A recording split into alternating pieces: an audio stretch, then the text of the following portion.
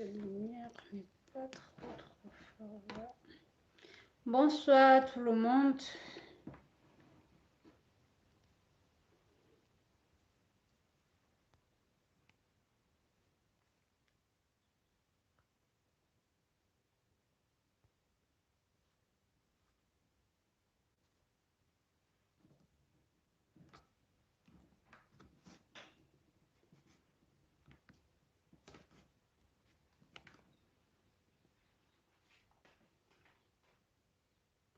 Décidé de faire le live aujourd'hui directement comme ça, donc on va travailler sur les transformés de la place.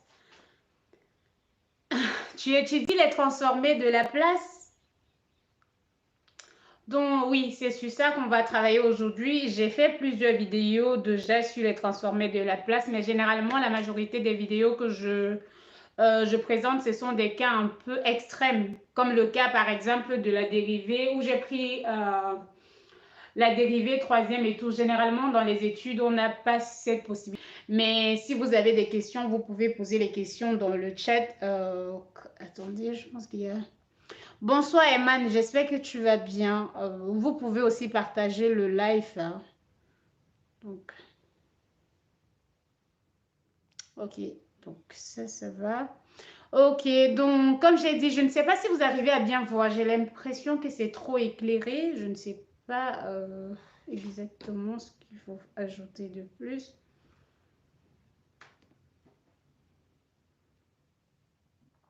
En plus, comme j'utilise mon téléphone. Généralement, lorsque je fais le live, j'utilise directement la machine où je vais faire le partage d'écran. Donc là, on va travailler en direct. Donc je vais prendre quelques exemples. Donc on va faire la transformée de la place premièrement et de l'autre côté, on va faire la transformée inverse. Comme je rappelle toujours, la transformée de la place, ça veut dire que vous avez une fonction. Et pour les gens qui travaillent, pour les ingénieurs et tout ça, FDP qui représente la transformée de la place. Donc, pour les ingénieurs, vous travaillez avec des fonctions causales, c'est-à-dire les fonctions qui sont directement positives et définies sur l'intervalle 0 à plus l'infini. Donc, lorsque vous faites la transformée de la place de la fonction donnée, généralement, on définit la fonction comme égale à, on peut dire quoi, f de t multiplié par h de t, avec le h de t qui est la fonction Heaviside. Donc, h de t égale à 0 si t est inférieur à 0 et 1 si t est supérieur à 0. Et donc, je reste sur le fait que la fonction t ou le fait qu'on définit la transformée de la place uniquement sur l'intervalle t. Et donc, je fais ceci. La transformée de la place de la fonction f de t appliquée à p, qui est parfois notée comme f de p, égale l'intégralement pt multiplié par dt. Donc, voilà un peu la définition. Maintenant, les formules qu'on calcule déjà à chaque moment, ce qui nous permet spécialement de pouvoir calculer la transformée de la place par nous-mêmes, ou on vous donne aussi directement. Alors, je précise ici, je travaille avec le P positif, comme ça au moins on aura à calculer très simplement. Donc, si on prend le cas simple, parce qu'il y a les formules, pour les ingénieurs, vous n'avez pas besoin de retourner à chaque moment pour pouvoir recalculer, mais je prends un exemple, comme ça on le calcule ensemble.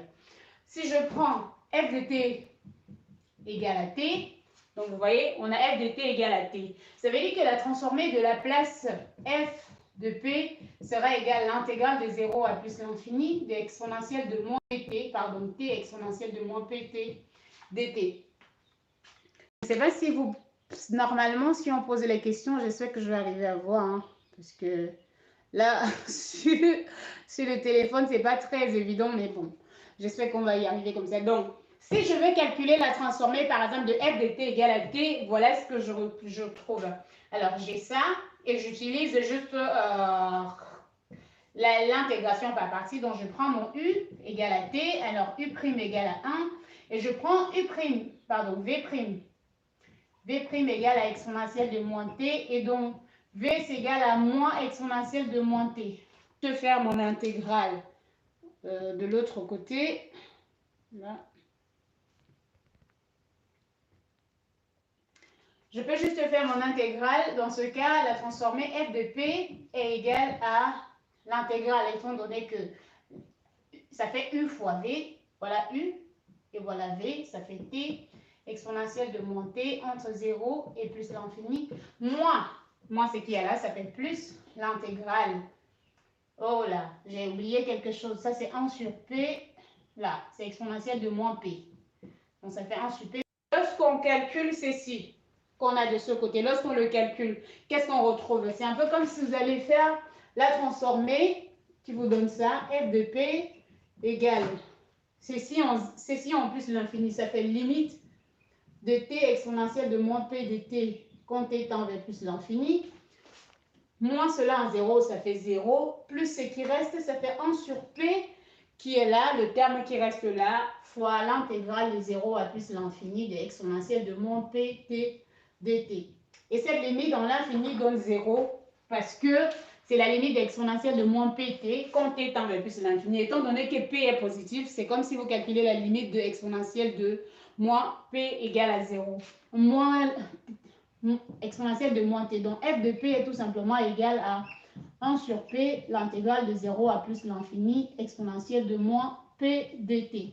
Et la primitive de ceci, si on le recalcule, ça fait 1 sur p moins 1 sur p exponentielle de moins pt entre 0 et plus l'infini. En continuant ceci, j'applique juste la limite, ça fait 1 sur p ou moins 1 sur p au carré, limite de moins c'est ce qui est là, 1 sur p au carré. Donc, en gros, voilà, cette limite encore donnera 0. On va trouver la transformée égale à 1 sur p au carré. Donc, voilà la transformée qu'on retrouve.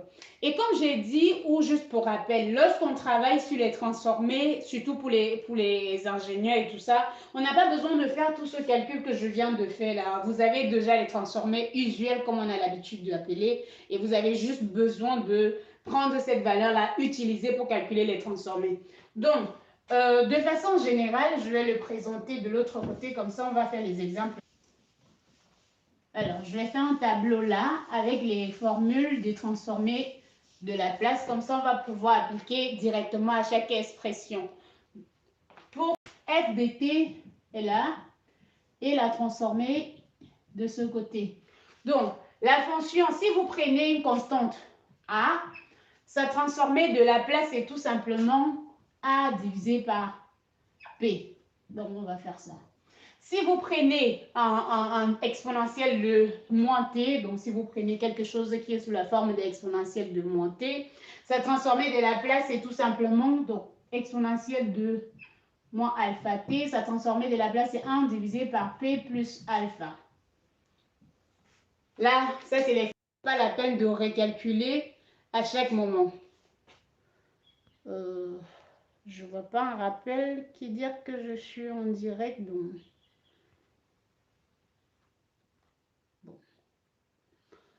Bonsoir, je n'arrive pas à lire ton nom, mais bonsoir, j'espère que tu vas bien. Je ne sais pas pourquoi, j'ai vraiment l'impression que ce n'est pas vraiment très clair.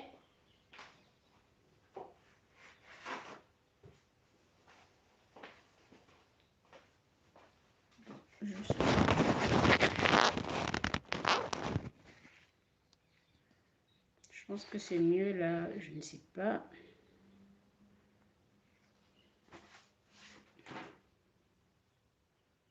Ok, donc pour continuer, la transformée de la place de t puissance n, ça fait tout simplement n factoriel divisé par p puissance n plus 1. Donc voilà, c'est un peu ce qui se passe. C'est pour ça que tout à l'heure, pour la transformée de t, c'est un peu comme si on avait t puissance 1 et on a fait exactement la même chose et au dénominateur, on a ça. Il y a beaucoup d'autres formules. Je peux ajouter par exemple oméga t, la transformée de cosinus de oméga t. Donc ça, c'est relativement ce qu'on vous donne directement lorsque vous êtes en train de calculer ou lorsque vous voulez travailler sur les transformées de la place. Donc là, on va faire, ça fait oméga divisé par p au carré plus oméga carré. Et si on passe dans l'étape suivante, ça fait oméga divisé par p au carré moins oméga carré. Donc, voilà ce qui concerne les transformées de la place de sinus et de cosinus. Maintenant, si je vais prendre les exemples, donc j'ai pris quelques exemples là. si je prends la fonction f de t égale t puissance 3 plus t moins exponentielle de moins 3t. Donc, si je prends cette fonction par exemple, pour calculer la transformée de la place de cette fonction, on applique ce qu'on a déjà dit, donc ça fait transformer, là on peut transformer des f de t appliqué en p, ça va être égal à la transformée de t puissance 3 appliquée en p plus la transformée de t appliquée en p plus. Donc, si je prends ceci, en continuant, tout simplement, j'aurai l'expression qui est égale à ça. La transformée de t puissance 3, comme vous observez là, je vais utiliser une autre couleur. Donc, comme on a regardé ici, cette transformée donne tout simplement t puissance n, donc là, on a factoriel de 3, divisé par p puissance 3 plus 1.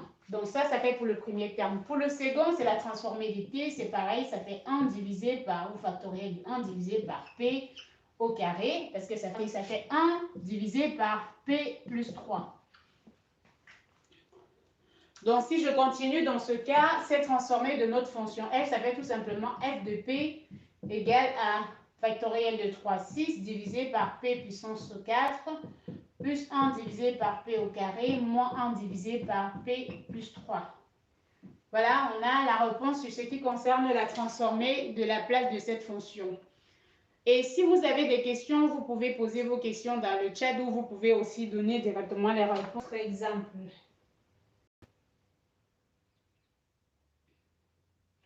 Dans le cas où vous avez un exemple simple, c'est très pratique de calculer. Donc, je vais prendre l'exemple avec, je ne sais pas si je vais prendre avec une translation ou avec une multiplication. Alors, dans les formules que j'ai données ici, peut-être qu'on ne l'a pas ajouté ou dans les formules que j'ai données là, généralement, il y a une formule qui utilise directement exponentielle. C'est-à-dire que si vous voulez calculer, par exemple, la transformée de t, je peux faire comment? Par exemple, de t exponentielle de moins alpha. Donc, exponentielle de moins alpha t, parce que là, c'est alpha.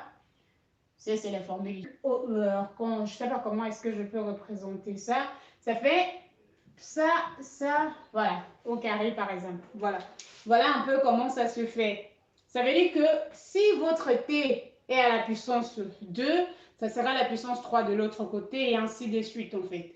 Et l'autre qui est là, hein, c'est pas comme si ça va changer. Donc voilà un peu le principe qui est caché derrière. Est-ce qu'il y a des questions par rapport à ce qu'on a fait jusqu'à présent? Est-ce que vous voulez qu'on choisisse un exemple en particulier? Un exemple en particulier. Ok, donc je continue alors dans ce cas. Si je prends la transformée t, je prends f de t.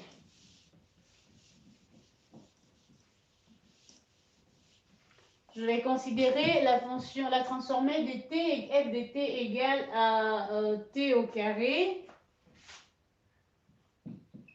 plus t plus 2, voilà. Exponentielle de moins 2t. Donc, je vais considérer ça. Donc, je prends ceci en prenant cette fonction.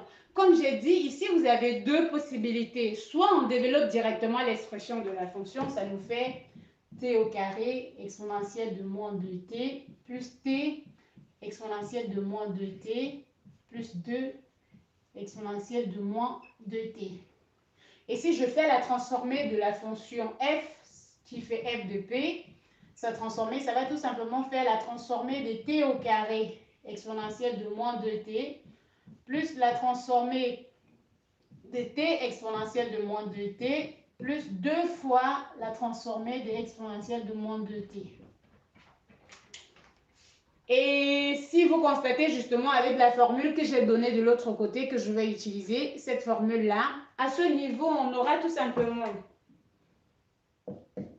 le fait qu'on a cette puissance-là, ça fait là, divisé par P Le P qui est, vous voyez ce qu'il y a de ce côté, ça fait P plus, parce que c'est moins 2, plus 2 à la puissance.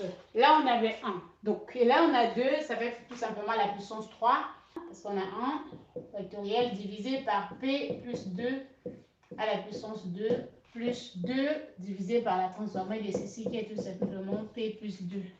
Et donc, la transformée de la place, dans ce cas, si on le remet, ça fait tout simplement F de P qui est égal à 2 divisé par P plus 2 puissance 3 plus 1 divisé par P plus 2 au carré plus 2 divisé par P plus 2. Donc, là, ça c'est le second exemple qui concerne les transformés de Laplace. Comme ça, ça sera un peu plus facile. En prenant un exemple qui concerne les transformés inverses, là, il va falloir faire une décomposition.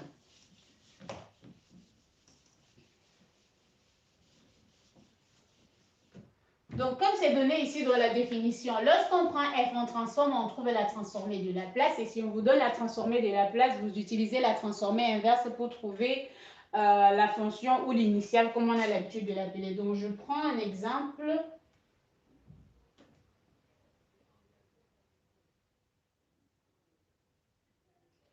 Alors, pour quel cas est-ce que je vais considérer?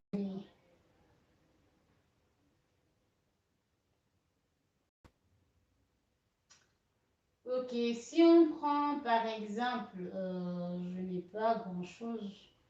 Donc, si on prend la transformée, alors ça c'est très très simple parce que finalement c'est ce qu'on a. Si je prends f de t, non, si je prends f p égale à 1 divisé par p au carré plus 1, voilà, si je prends ceci. Si je prends ça, voilà, j'ai cette transformée et je veux trouver la transformée inverse. Dans le tableau, vous pouvez regarder ici et voir quelle est la fonction qui représente directement la partie qu'on est en train de rechercher. Regardez un peu la formule qu'on a là. Alors, est-ce que j'ai bien représenté la formule?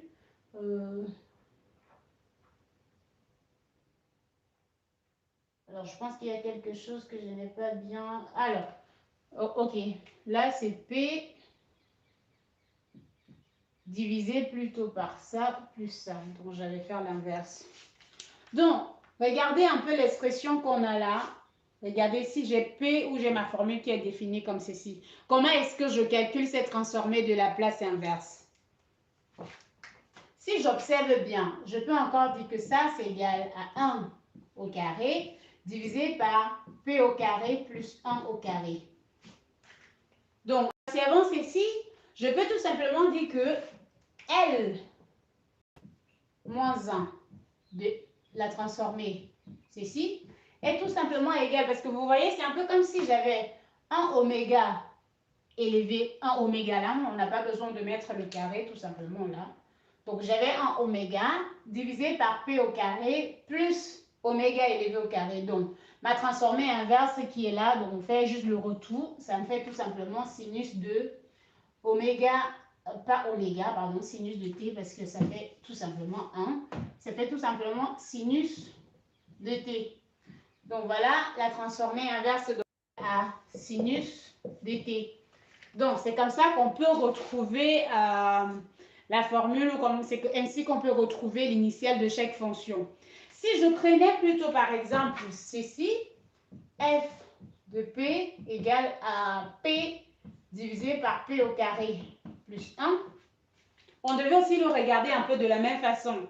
Et voir ici en fait qu'on a un p, on a 1 élevé au carré, et par conséquent à ce niveau-là, l'initiale c'est plutôt peut-être un g de t qui est égal à cosinus de t. Bon, j'ai mis g de t, c'était toujours f, donc l'initiale à ce moment-là c'est f de t égale à cosinus de t. Donc voilà comment est-ce qu'on retrouve l'initiale de la fonction. Ce que je peux reprendre comme exemple. Alors, lorsqu'on fait justement appel à la décomposition, à ce niveau-là, ça commence à être un peu différent, où on peut calculer tout ça pour retrouver la formule. Donc, lorsqu'on fait appel à l'initiale, c'est si je prends ceci, si je prends P égale P au carré moins 1, donc si j'ai plus tout ça, comment est-ce qu'on peut représenter ou comment est-ce qu'on peut calculer ceci déjà. Ici, on peut faire la décomposition. En faisant la décomposition, on peut trouver la formule ou on peut directement utiliser le sinus hyperbolique. Donc, le sinus hyperbolique, donc c'est généralement comment est-ce qu'on écrit la transformée des sinus hyperboliques de t. Je pense que ça s'écrit comme ça. Sinus hyperbolique de oméga t est tout simplement égal à oméga divisé par p moins p au carré moins oméga carré. Donc, là, comme j'ai dit, ici, on peut directement dire, OK, ça fait un sinus hyperbolique, mais on a aussi une autre possibilité. Celle qui est de dire que ça, c'est encore égal à 1 divisé par p moins 1, facteur de p plus 1. Et donc, je vais faire la décomposition. Si en faisant la décomposition, ça fait tout simplement, j'ai un A divisé par P moins 1 plus un B divisé par P plus 1. Je rends au même dénominateur, ça me fait tout simplement A facteur de P plus 1 plus B facteur de B, P moins 1, pardon. Facteur de P moins 1. Divisé par tout ceci multiplié par P. De l'autre côté, plus A moins B. Ceci sur P au carré moins 1.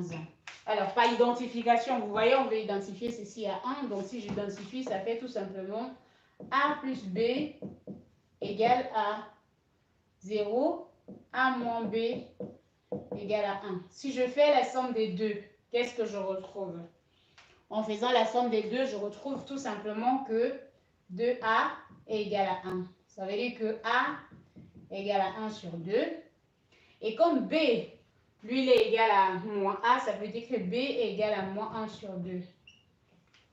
Et par conséquent, mon système depuis le départ, cette relation, en fait, peut être écrite sous la forme de 1 sur 2 multiplié par 1 sur P moins 1. Je pense que c'est ça. Moins 1 sur 2 multiplié par 1 sur P plus 1. Comme j'ai dit depuis le départ, on pouvait écrire ceci directement comme le sinus hyperbolique. Mais là, avec cette formule qu'on vient de retrouver, ce qu'on peut constater, c'est tout simplement le fait qu'on aura... alors, je vais effacer là. Bon, on peut le remettre de ce côté. Hein. On aura f de t, bref, là, on aura l'initiale de notre... là, ça ne tient pas bien, donc je fasse là.